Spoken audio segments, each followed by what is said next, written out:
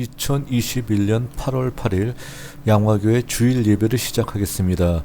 오늘 설교 제목은 오직 나는 나를 구원하시는 하나님을 바라보나니 이고요.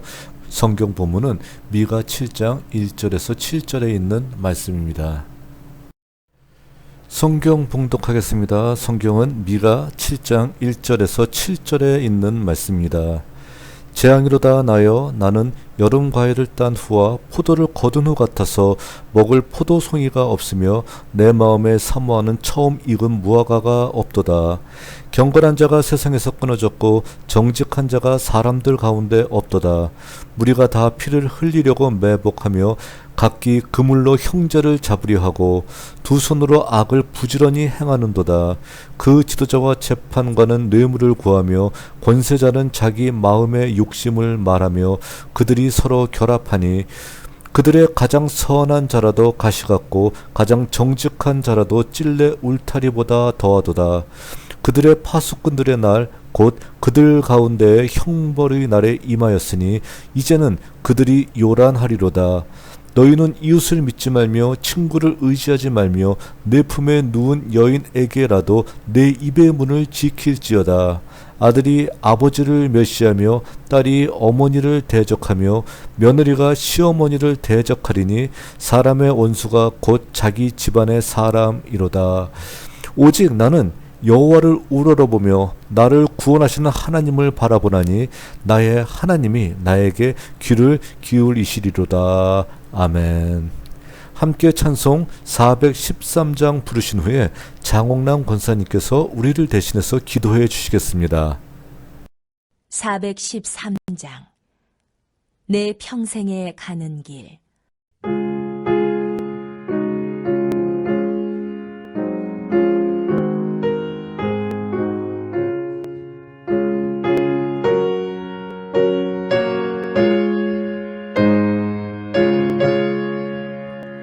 내 평생에 가는 길 순탄하여 늘 잔잔한 강 같은지 큰 풍파로 무섭고 어렵든지 나의 편하다. 내 영혼 평안해.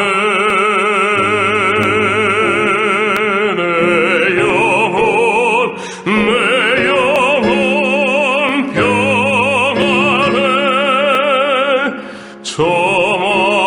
저마귀는 우리를 삼키려고 입 벌리고 달려와도 주 예수는 우리의 대장되니 끝내 싸워서 이기리라.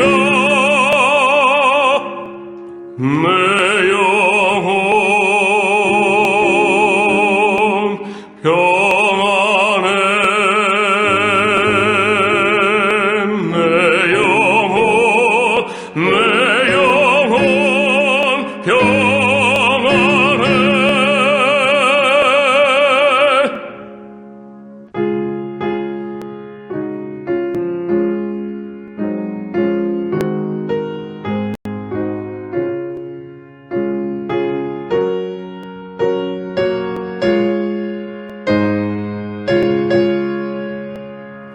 내 지은 죄 종빛 같더라도 주 예수께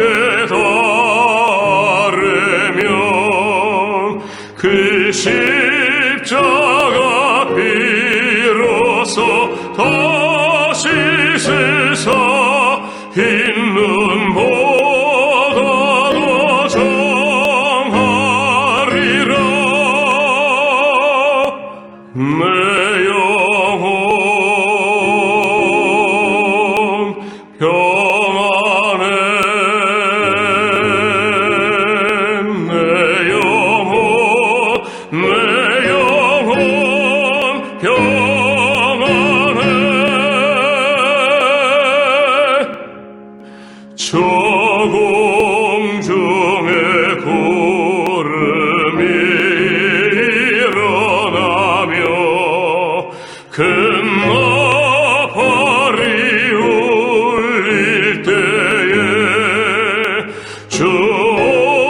오셔서 세상을 심판해도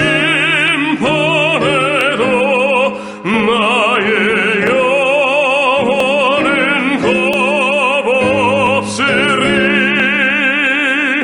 내 영혼 평안해. 내 영혼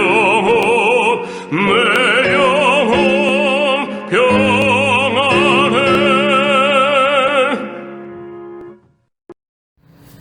기도드리겠습니다.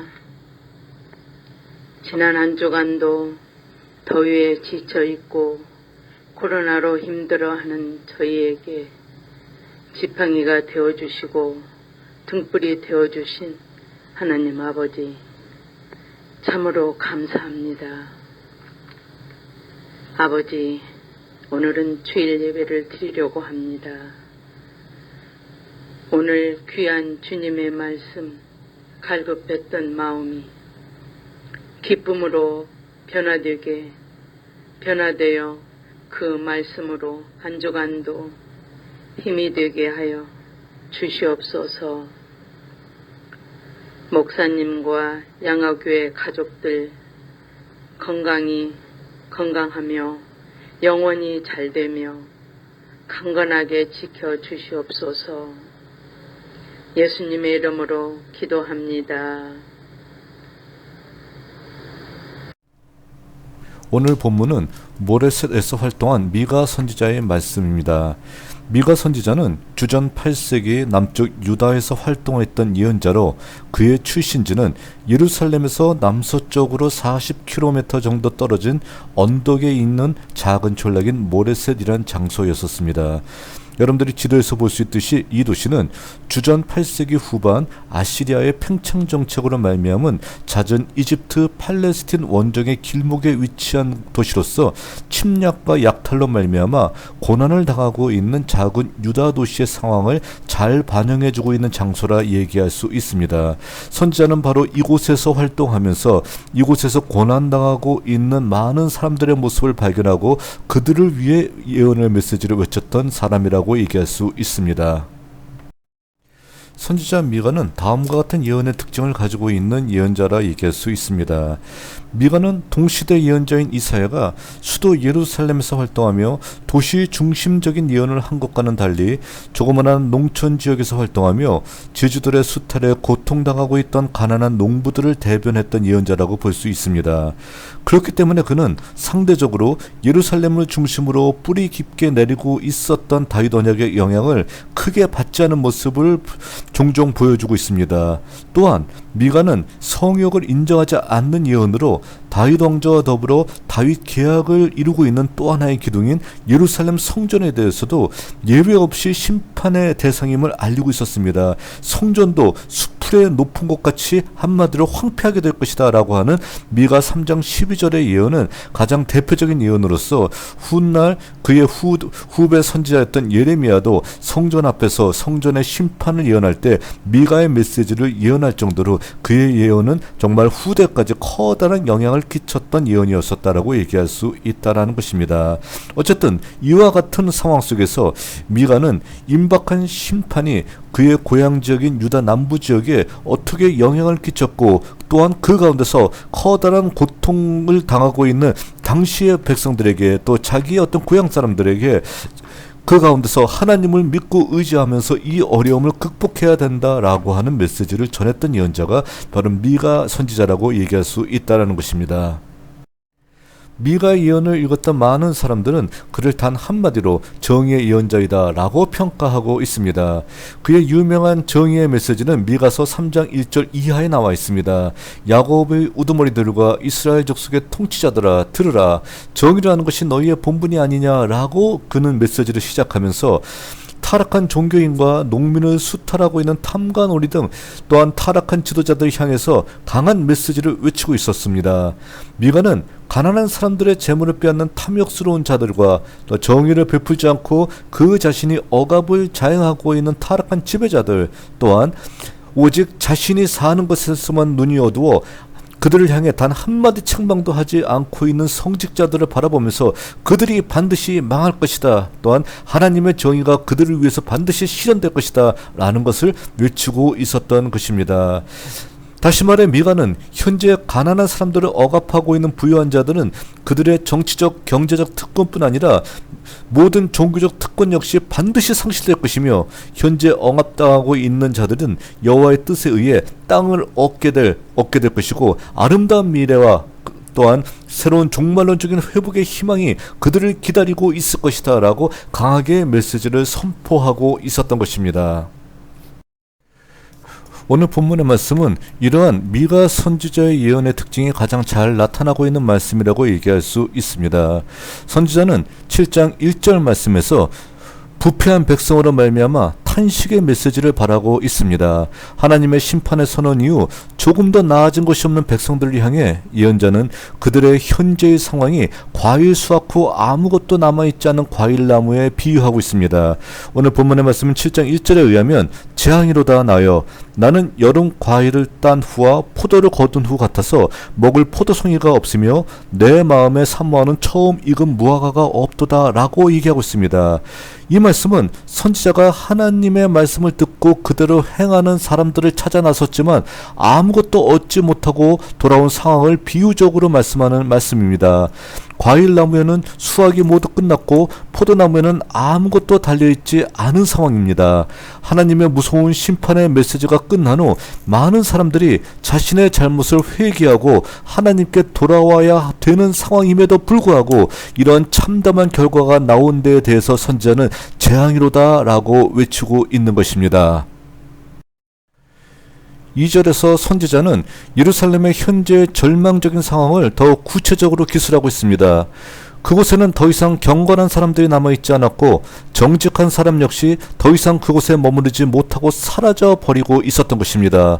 또한 많은 사람들은 서로가 서로를 노리면서 살인도 불사하고 형제들을 해치기 위해 호시탐탐 노리고 있는 사람들로 가득 차 있는 안타까운 상황이었습니다.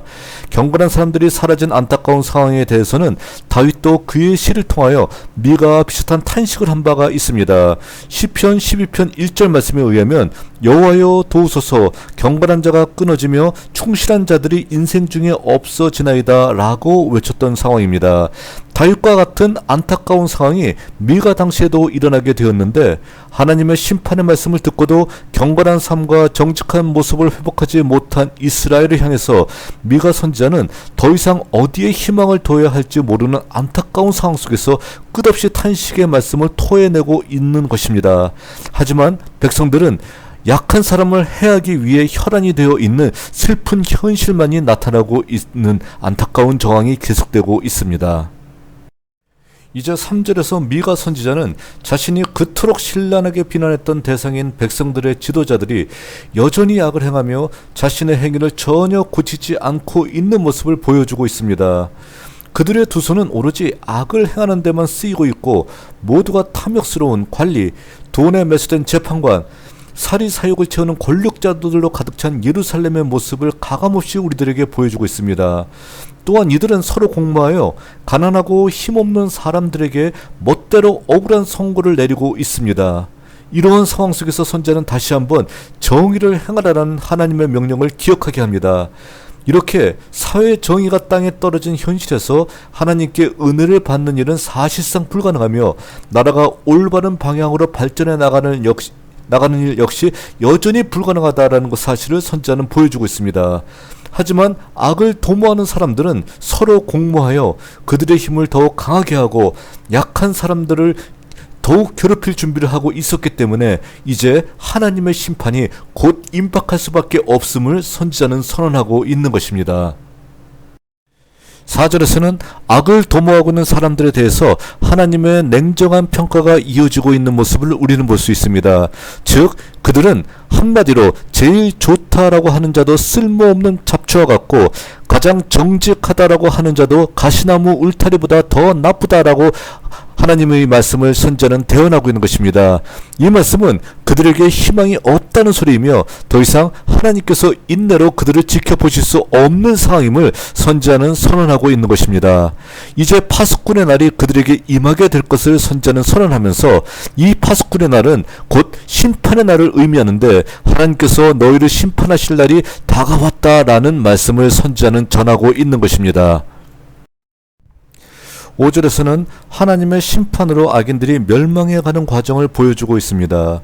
가난한 사람들을 수탈하고 약자들을 괴롭히며 자신의 이익이 되는 일은 무엇이나 하고 있는 악인들이 서로 의기투합하여 공조하고 있는 현실 속에서 그들은 반드시 서로 간의 불신으로 망하게 될 것이라는 것을 선지자는 말하고 있는 것입니다. 5절에서는 또한 이웃을 믿지 말고 친구 역시 의지하지 말고 심지어 부부 사이라도 아무 말이나 함부로 하지 말라며 사회 모든 부분에서 신뢰가 무너지고 있는 모습을 보여주고 있습니다. 선지자는 이러한 신뢰의 와해를 하나님의 심판과 연결시켜 그 시작이 이웃과 친구 그리고 가정의 붕괴에서 시작하고 있음을 우리들에게 보여주고 있습니다. 가장 기초적인 단위의 사회에서조차 서로 믿지 못하는 신뢰가 무너진 사회의 모습은 하나님의 심판이 이미 시작되었음을 보여준다 할 수 있습니다. 6절에서 선지자는 하나님이 심판하시는 사회는 아들이 아버지를 경멸하고 딸이 어머니에게 대들고 며느리가 시어머니와 다투는 사회이며 사람의 원수가 곧 자기 집안 사람이다 라고 말하고 있습니다. 궁극적으로 가장 무서운 심판은 가정이 붕괴되는 것임을 말하고 있는데 이 말씀은 신약 복음서의 말씀을 통해 예수께서도 많이 인용하고 계신 말씀이기도 합니다. 특히 마태복음 10장 35에서 36절이나 누가복음 12장 53절의 말씀에서 예수는 세상의 종말의 징후로 가족의 붕괴와 같은 상황이 나타나게 될 것임을 이 말씀을 인용하며 설명하고 있습니다. 하나님의 말씀을 지키지 않고 약자를 괴롭히고 있는 부패한 관리들은 전쟁의 위협과 더불어 그 가족이 붕괴되는 무서운 심판을 받게 될 것인데 심판을 하는 하나님의 손길은 결코 멈추지 않을 것임을 선지자는 선언하고 있는 것입니다. 7절에서 선지자 미가는 마지막 탄원으로 그의 예언을 절망에서 희망으로 이어가고 있습니다. 선지자는 과일을 수확한 후 텅 빈 과수원이나 포도원처럼 현재 예루살렘에는 경건한 사람이나 정직한 사람이 다 사라져버렸고 약육강식의 논리가 지배하는 밀림처럼 각자의 이익을 위해 서로 죽고 죽이는 상황이 벌어지고 있음을 탄식하고 있습니다. 또한 백성들의 지도자나 관리들은 더욱 뇌물을 구하고 자기 욕심만 채우고 있기 때문에 도저히 그들의 모습을 지켜볼 수 없음을 외치고 있습니다. 이제 선지자는 하나님의 심판이 가장 낮은 곳에부터 임하시는 모습을 보여주고 있습니다. 그들은 가족, 이웃, 친구들 누구도 믿지 못하는 상황이 도래할 것이고 가족들끼리 서로가 서로를 대적하며 멸시하고 망해가는 이런 참담한 현실이 도래할 것을 선지자는 외치고 있는 것입니다. 하지만 선지자는 심판이 온다 할지라도 하나님께서 종국에는 하나님의 백성을 회복시켜 주실 것이라는 확신을 가지고 오직 나는 여호와를 우러러보며 나를 구원하시는 하나님을 바라보나니 라고 외치면서 탄식으로 시작한 메시지를 탄원으로 끝맺고 있다는 것입니다. 아무리 어렵고 힘든 상황이 닥쳐온다 할지라도 심판하시는 하나님의 뜻이 바로 우리를 바로 세우고 우리를 구원하는 데 있음을 분명히 선지자는 깨달았기 때문에 오직 나는 여호와를 우러러보고 나를 구원하시는 하나님만 바라보고 끝까지 이 길을 걸어가겠습니다 라는 그의 고백을 통하여 그의 예언을 마치고 있다는 것입니다. 이 말씀을 우리가 분명히 기억하고 이 시대의 상황을 우리들이 바라봐야만 될 것입니다. 오늘 본문의 말씀인 미가 선지자의 말씀은 우리에게도 큰 교훈을 주고 있습니다. 아시리아가 침략하고 예루살렘이 풍전등화의 위기에 처해 있는 상황에서도 백성들의 삶은 경건히 사라지고 더 이상 정직하지 못했으며 서로가 서로를 헐뜯고 약한 사람들을 괴롭히고 있었던 것입니다. 그 어느 때보다 하나님을 의지하고 말씀에 순종하여 국가적 재난을 극복해야 함에도 불구하고 이와 같이 행하였을 때 하나님은 그들의 심판을 준비하고 계셨던 것입니다. 그런데 우리는 5절 6절에 나오는 하나님께서 말씀하신 심판을 초래하게 만든 원인을 보았을 때 적잖게 당황하게 됩니다. 왜냐하면 말씀하고 계신 모든 일들이 우리 주변에서 흔하게 보고 있는 내용들이기 때문입니다. 아들이 아버지를 경멸하고 딸이 어머니에게 대들고 며느리가 시어머니와 다투는 세상, 아마 우리에게 이미 임한 현실이라 할 수 있을 것입니다. 이는 하나님의 심판이 우리의 삶의 중심에 이미 들어와 있지 않은가 생각해야 할 문제이기도 한 것입니다. 이제 우리가 분명히 깨달을 수 있는 것은 하나님의 심판이 분명히 우리 앞에 있다는 사실입니다.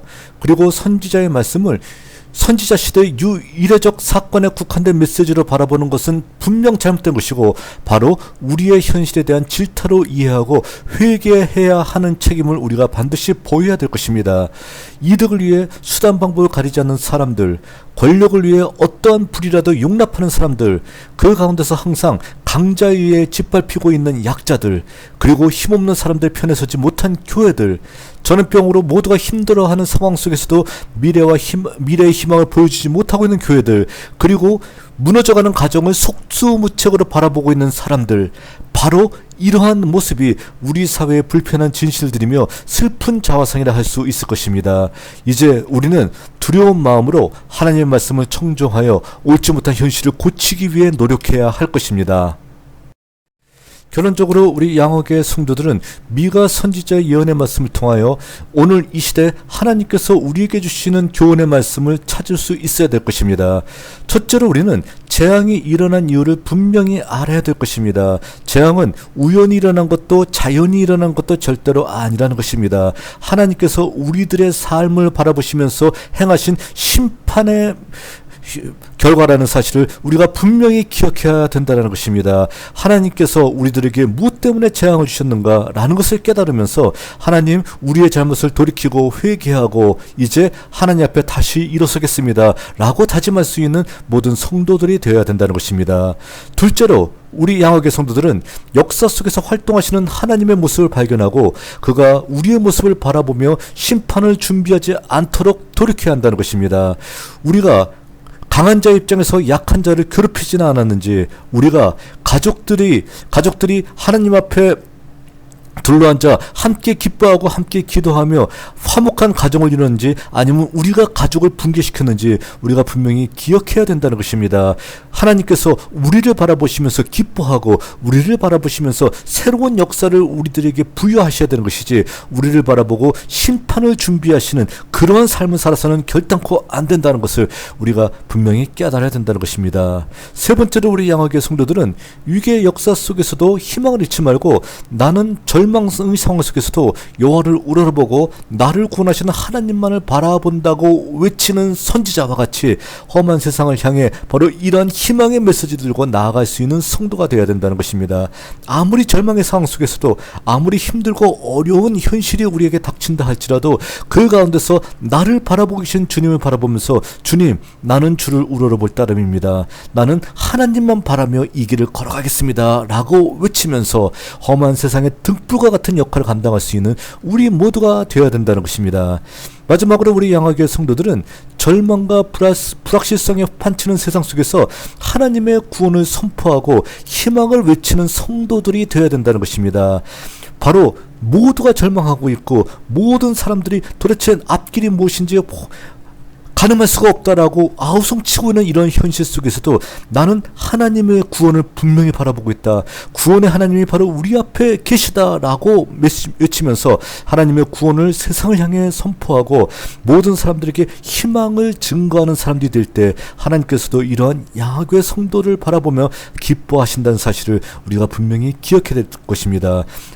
모든 절망의 상황 속에서 구원하신 하나님만을 바라보고 하나님만을 의지하며 끝까지 이 길을 걸어갈 수 있는 우리 모두가 될 수 있기를 다시 한번 바라겠습니다. 함께 기도드리겠습니다.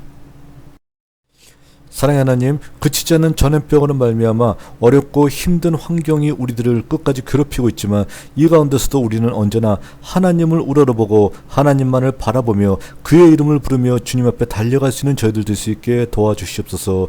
선지자 미가와 같이 모든 심판의 원인을 없애버리고 하나님 앞에서 진정으로 무릎을 꿇고 그가 주시는 은혜 받기를 소원하며 그의 앞으로 달려갈 수 있는 우리 모든 성도들이 될 수 있도록 언제나 항상 함께하여 주시옵소서. 오늘도 이러한 마음을 가지고 이 자리에 모인 성도들이 주께 바쳤던 시간과 정성과 눈물과 헌물을 주께서 받아주시고 이 모든 것들이 하늘의 영광으로 갚아질 수 있도록 도와주시옵소서.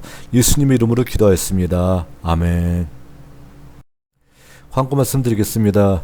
자, 무더위에 건강 조심하시기 바랍니다. 더위도 절정을 향해 가고 있는 것 같습니다. 자, 여러분들 무더위 속에서 무리하지 마시고요. 건강 조심하시면서 이 무더위의 상황을 잘 견디고 지나갈 수 있기를 다시 한번 바라겠습니다.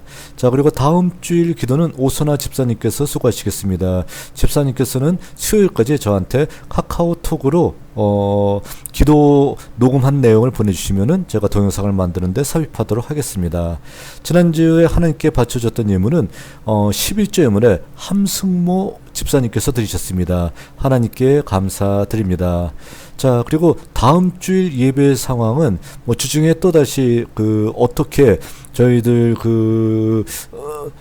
사회적 거리두기 상황이 변화가 될지 모르기 때문에 자, 주중에 여러분들한테 공지하도록 하겠습니다. 그러나 예상컨대는 몇 주 정도는 더 비대면의 상황이 지속되지 않을까 생각합니다. 자, 여러분들 모두가 다 우리의 이 상황이 빨리 좋아질 수 있도록 함께 기도할 수 있는 여러분들이 될 수 있게 바라겠습니다.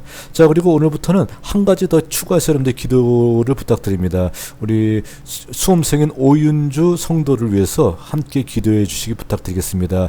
자, 이제 9월달 되게 되면은 수시 1차 모집하고요. 그리고 또 수능 시험도 이제 11월 달에 치르겠죠. 자, 꼭 기억하시고, 자, 우리 오윤주 성도를 위해서 함께 여러분들이 기도를 부탁드리겠습니다.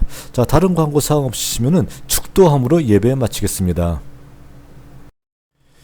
함께 기도드리겠습니다. 이제는 우리 주 예수 그리스도의 은혜와 하나님 아버지의 무한하신 사랑과 성령의 교통하심이 어렵고 힘든 환경 속에서도 오로지 여호와만을 기대하고 여호와만을 우러러보며 끝까지 주님을 향해 달려가기 바라는 양화교회 성도들의 머리 위에 이제로부터 영원까지 늘 항상 함께하여 주시기를 주의 이름으로 간절히 축원하옵나이다. 아멘. 예배를 마쳤습니다. 건강한 모습으로 다음 주에 다시 만나 뵙겠습니다.